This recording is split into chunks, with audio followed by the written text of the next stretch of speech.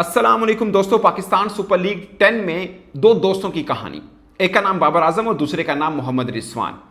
कुछ घंटे पहले मोहम्मद रिजवान की टीम पाकिस्तान सुपर लीग में पहली दफा ऐसा हुआ कि आखिरी नंबर पर हुई, और चंद घंटे के बाद बाबर आजम की टीम पहली दफा ऐसा हुआ कि पीएसएल के प्लेऑफ के लिए क्वालिफाई नहीं कर पाई। वहां मोहम्मद रिजवान की टीम पिछले 4 साल से लगातार 4 बरसों से फाइनल खेल रही थी।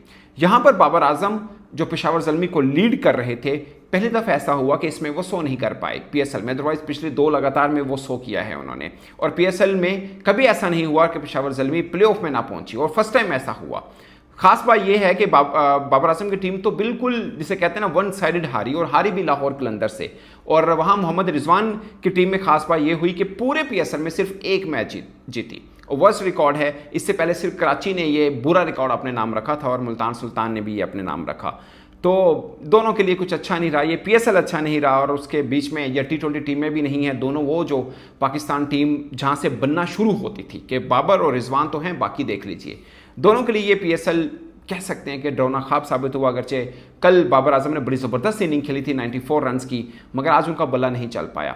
आज उनकी टीम अगर आप बॉलिंग पर्सपेक्टिव में देखें तो 4-5 कैचेज छोड़े हैं, जिसमें मोहम्मद अली ने कैच छोड़ा, विकेट कीपर मोहम्मद हारिस ने छोड़ा, ल्यूक वुड ने छोड़ा।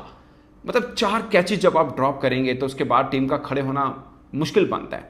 फ़खर जमान ने कमाल बल्लेबाजी की, अगरचे 42 रन्स के ऊपर 6 खिलाड़ी आउट हुए थे लास्ट में लाहौर कलंदर के, मगर वहां पर आप देखें 7 ओवर में जब 7 ओवर मुकम्मल हुए पेशावर ज़ल्मी के, तो उनके 5 खिलाड़ी पवेलियन लौट गए थे।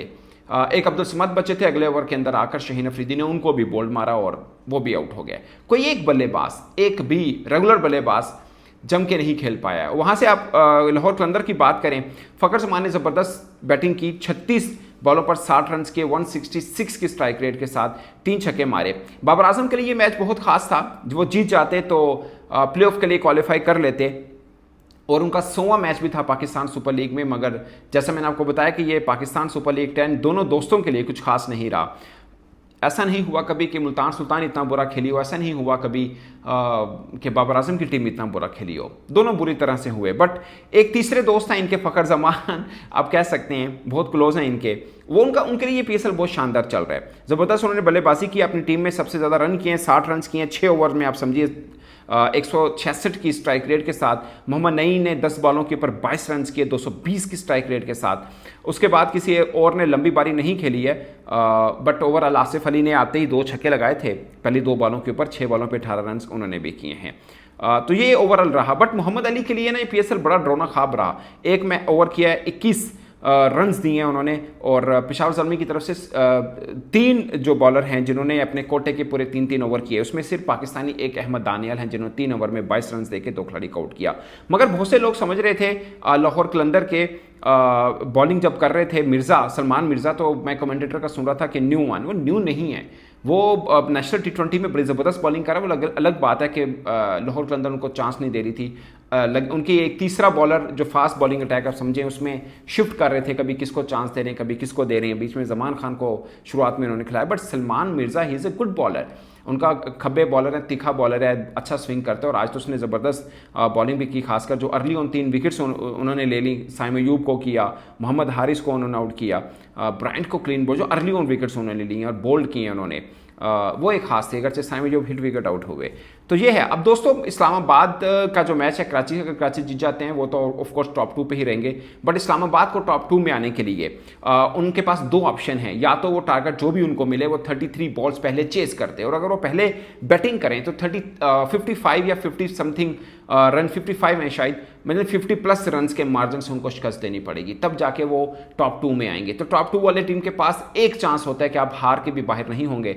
अदरवाइज जो टॉप 2 में नहीं हुआ उनके पास कोई चांस नहीं है, वो फाइनल तक उनको जीत की सूरत में ही आगे पहुंचना होगा।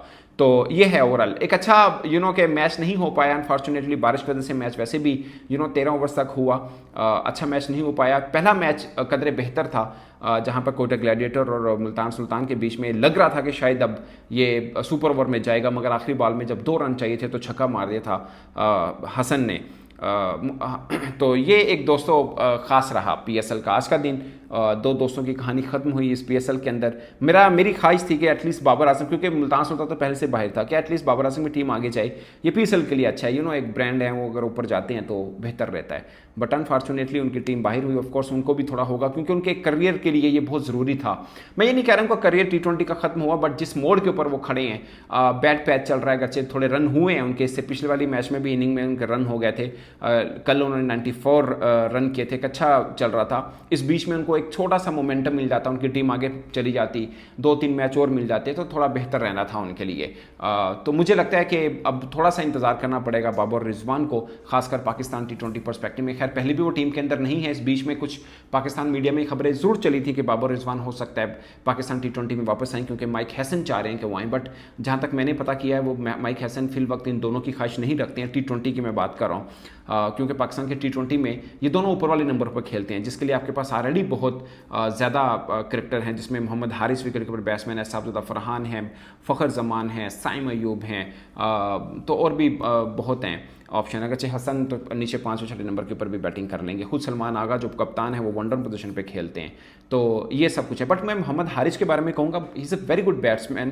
कीपर भी तगड़ा है। आज खैर उन्होंने कैच छोड़ा, बट वो बारी उनकी कंसिस्टेंसी की बहुत कमी है मोहम्मद हारिस विकेट कीपर को। वो उनको कैरी करनी है कि आपको के टीम के अंदर परमानेंट रहना है, वरना हमेशा वो रहता है कि मोहम्मद हारिस टीम के अंदर इन हैं या बाहर हैं। तो ये एक रहेगा। अब अगरचे रिजवान नहीं है कि विकेट कीपर की ऑप्शन है वो मोहम्मद हारिस हैं, मुझे नहीं लगता कि शायद अब कहीं तरह से उस्मान खान की भी बारी बनती है, क्योंकि ये पीएसएल उनके लिए कुछ खास नहीं रहा, तो उनको डोमेस्टिक में मजीद रन करने पड़ेंगे पाकिस्तान टीम में आने के लिए। तो ये है हारिस के लिए है, अगरचे उनके इर्द गिर्द में कीपर और कोई इस तरह से नज़र नहीं आ रहा, बट मुझे लगता है कि उनको थोड़ा सा अपनी बैटिंग में कंसिस्टेंसी लानी होगी। जब वो खेल रहे होते हैं लग रहा होता है बहुत तगड़ा खेलेंगे, मतलब किसी भी बॉलर की सुन नहीं पा रहे होते वो, लेकिन उनका कुछ नहीं होता, बीच में से आउट ऑफ नो वेयर वो के आउट भी हो जाते हैं, जैसे अब सलमान ने आज उनको क्लीन बॉल भी किया। तो ये सूरत हाल ओवरऑल दोस्तों पाकिस्तान सुपर लीग में अब इन बाकी बच जाने वाली टीमों में आपके ख्याल में कौन सी टीम फेवरेट है? मुझे लगता है मोमेंटम कोटा का भी अच्छा बना हुआ है, कराची भी एक अच्छी है। कराची की खूबी यह है कि highest wicket taker Abbas Afridi उनके पास है, हाईएस्ट रन स्कोरर विंस उनके पास है। तो ये दो चीज़ें उनके पास हैं जो कि बहुत खास रहता है। एक कॉन्फिडेंस रहता है कि आपके पास बल्लेबाज भी फॉर्म में और बॉलर भी फॉर्म में, और खासकर वार्नर ने पेशावर के खिलाफ एक अच्छी इनिंग खेली थी। अच्छी उन्होंने 250 किए, दोनों पेशावर ज़ल्मे के खिलाफ किए। दोस्तों आपकी नज़र में कौन सी टीम फेवरेट है? अपनी राय कमेंट के सूत्र में जरूर बताइएगा। मेरी तरफ से इतना ही, इजाज़त दीजिए, अल्लाह हाफिज़।